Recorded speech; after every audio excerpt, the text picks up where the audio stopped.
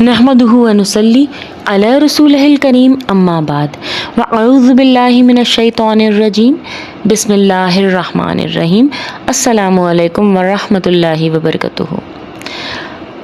ہم نے شروع کیا مفتی محمد تقی عثمانی کا قرآن حکیم کا ترجمہ اور مختصر تشریح، جس میں ہم پہلے لے چکے ہیں علم تفسیر، وحی کی حقیقتیں، وحی کا نزول اور سورہ الفاتحہ۔ پچھلی ویڈیو میں ہم نے بیان کیا تھا مفتی محمد تقی عثمانی کے ترجمے اور تشریح کی روح سے سورہ بقرہ کا تعارف۔ آج سے ہم انشاءاللہ تعالی ریپیٹ کر رہے ہیں سورہ بقرہ۔ سورہ بقرہ مدنی صورت ہے، اس میں 40 رکوع ہیں اور 286 یعنی 286 آیات ہیں۔ شروع اللہ کے نام سے جو مہربان اور نہایت رحم فرمانے والا ہے۔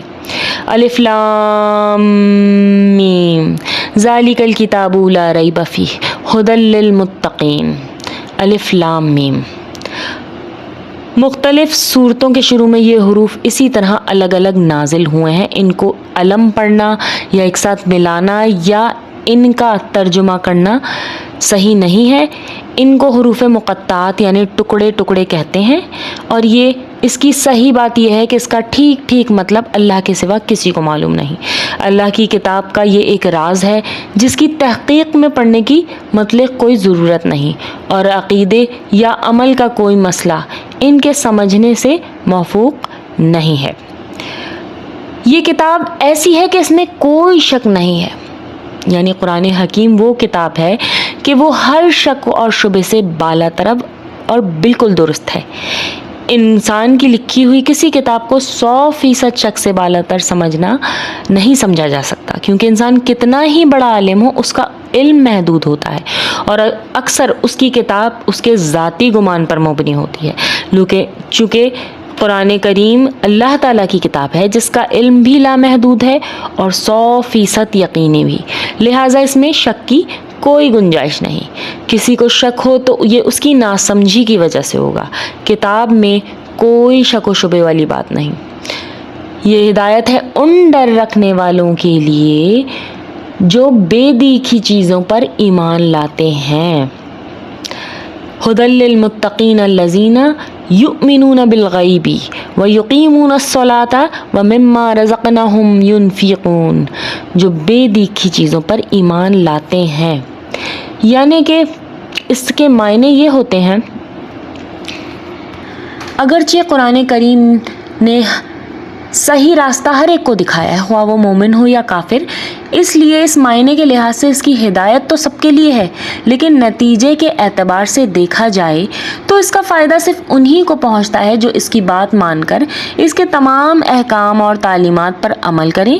اس لیے یہ فرمایا گیا کہ یہ ہدایت ہے ڈر رکھنے والوں کے لیے جو اللہ کی ناراضگی سے ڈرتے ہیں اور جو بے دیکھی چیزوں پر ایمان لاتے ہیں۔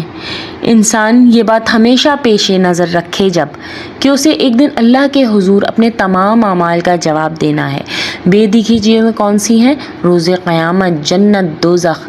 ایمان کا تقاضا ان تمام چیزوں پر بھی ایمان لانا ہے، لہذا انسان یہ سوچے کہ اسے اللہ کے حضور پیش ہونا ہے اور اسے ایسا کوئی کام نہیں کرنا چاہیے جو اللہ کی ناراضگی کا باعث ہو۔ اسی خوف اور دھیان کا نام تقویٰ ہے، اور بے دیکھی چیزوں کے لیے قرآن نے غیب کا لفظ استعمال فرمایا ہے۔ اس سے مراد وہ چیزیں ہیں جو آنکھوں سے دکھائی نہیں دیتی، نہ ہاتھ سے چھو کر یا ناک سے سونگھ کر انہیں محسوس کیا جا سکتا ہے، بلکہ وہ صرف اور صرف اللہ کی وحی کے ذریعے معلوم ہوتی ہیں، یعنی یا تو قرآن کریم میں ان کا ذکر ہے یا آن حضرت صلی اللہ علیہ وآلہ وسلم نے وحی کے ذریعے وہ باتیں معلوم کر کے ہمیں بتائی ہیں۔ مثلاً اللہ کی صفات، جنت دوزخ کے حالات، فرشتے، یہاں تک کہ نیک بندوں کی تعریف کی جا رہی ہے کہ یہ لوگ صرف اللہ اور اس کے رسول کے ارشادات پر یقین کر کے ان چیزوں کو دل سے مانتے ہیں جن کو انہوں نے آنکھوں سے نہیں دیکھا۔ یہ دنیا ایک امتحان کی جگہ ہے، اس لیے اگر یہ چیزیں آنکھوں سے نظر آ جائیں تو پھر کوئی شخص ان پر ایمان لاتا تو کوئی ایمان نہیں لاتا۔ لہٰذا اللہ نے ان چیزوں کو انسان کی آنکھ سے پوشیدہ رکھا ہے، لیکن ان کے وجود کے بے شمار دلائل ہیں۔ جب کوئی شخص ذرا غور کرے، انصاف سے غور کرے، تو ان باتوں پر اس کا ایمان پختہ ہو جائے گا کہ اور وہ امتحان میں کامیاب ہوگا۔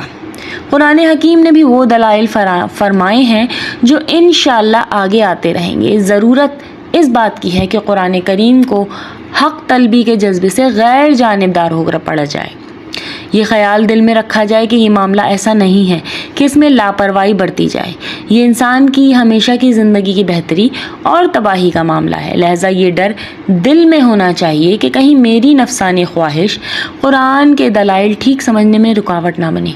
اس لیے مجھے اس کی دی ہوئی ہدایت کو تلاش حق کے جذبے سے پڑھنا چاہیے اور پہلے سے دل میں جمے ہوئے خیالات سے ذہن کو خالی کر کے پڑھنا ہے تاکہ مجھے واقعی ہدایت نصیب ہو۔ یہ ہدایت ہے ڈر رکھنے والوں کے لیے۔ اس کا یہ بھی ایک مطلب ہے کہ جو اللہ کی ناراضگی سے ڈرتے ہیں اور گناہوں سے بچتے ہیں۔